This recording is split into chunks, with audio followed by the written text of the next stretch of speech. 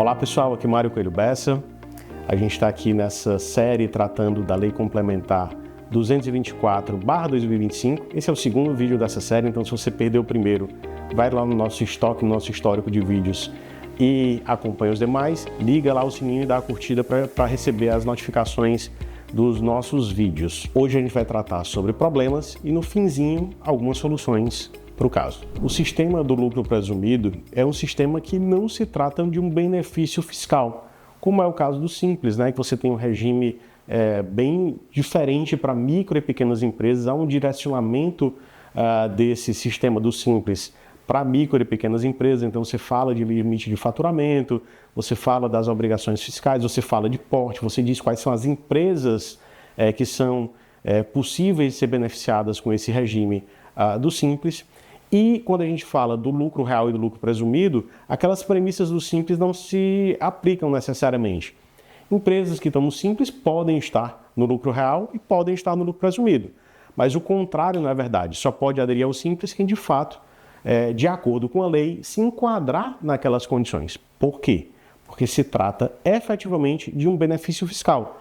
O legislador elegeu quais são os tipos de empresa, quais são os quinais, quais são as categorias que são beneficiadas por uma tributação mais cômoda, mais branda. Isso não acontece no lucro real e no lucro presumido. Quando a gente trata desses dois sistemas de tributação, não falamos, estou sendo bem redundante aqui, mas é para ficar claro, mas nós não falamos de benefício fiscal, mas simplesmente de um regime de escrituração contábil.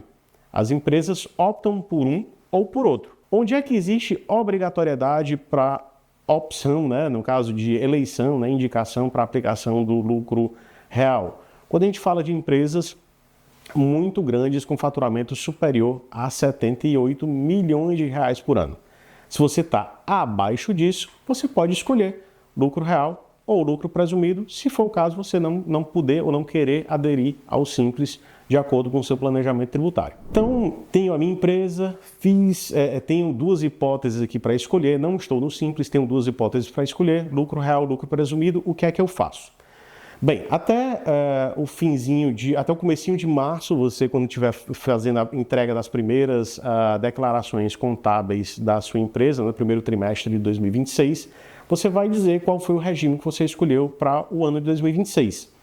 E aí você tem que fazer uma opção agora, revendo, com base no que eu expliquei lá no primeiro vídeo, revendo de forma muito acelerada, muito assodada, o que você possivelmente havia definido junto com sua contabilidade no ano de 2025. Por quê? Porque essas alterações agora, de uma inclusão de uma sobretaxa de 10% do que passar do limite de faturamento de 5 milhões de reais, vai incidir em 10% a título de imposto de renda da pessoa jurídica e contribuição social sobre o lucro líquido.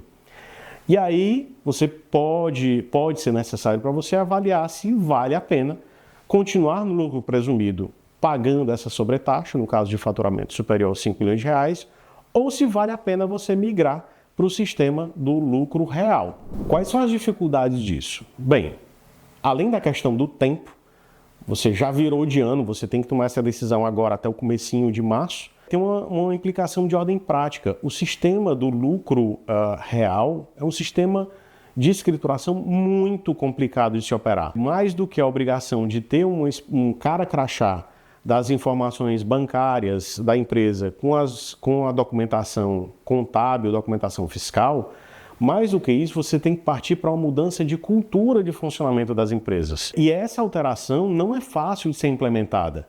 O sistema do lucro real é um sistema mais custoso para a empresa, porque vai envolver sistema mais complexo, processos internos mais complexos, provavelmente uma quantidade de pessoas trabalhando para fazer essa apuração maior do que você tem do lucro presumido.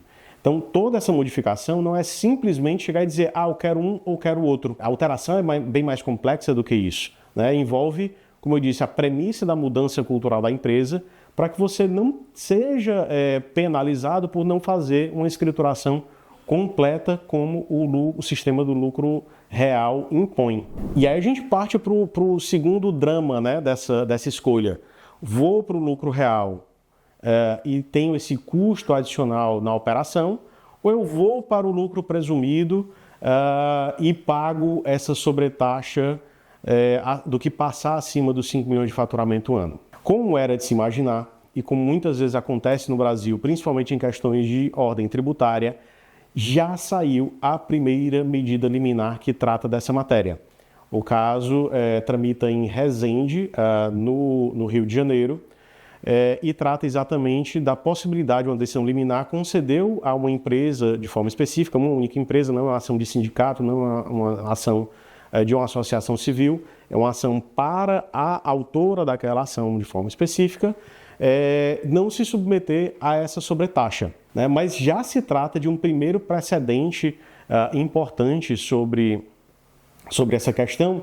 E se você quer conferir o teor dessa decisão, dá uma olhadinha lá no nosso blog, cbp.adv.br. No nosso blog vai ter um artigo tratando dessa matéria, onde eu abordo o que a gente está debatendo aqui nessa série de vídeos, e lá eu coloco o link para você baixar essa decisão do primeiro caso que trata essa matéria, que é esse do Rio de Janeiro. É um primeiro precedente muito importante porque abre portas para que outros juízes e eventualmente tribunais concedam a não aplicação dessa sobretaxa para as empresas no Brasil. O que você precisa avaliar hoje, na verdade, além das duas opções que são as meramente legais que a gente falou, vou para o lucro real e aumento o custo da minha operação, mantenho-me no lucro presumido que passar dos 5 milhões pago a sobretaxa, você abre agora uma terceira via, que é da judicialização dessa alteração legislativa, para, através da ação judicial, você não ser sobretaxado a título de imposto de renda, pessoa jurídica e contribuição social sobre o lucro líquido. Mas o assunto não termina por aqui. Esse é o final do segundo episódio, teremos um terceiro com as principais implicações de uma eventual ação judicial dessa, para que você tome pleno conhecimento e tome a decisão mais correta. Então, segue o nosso canal, em breve tem um novo vídeo para você. Até lá!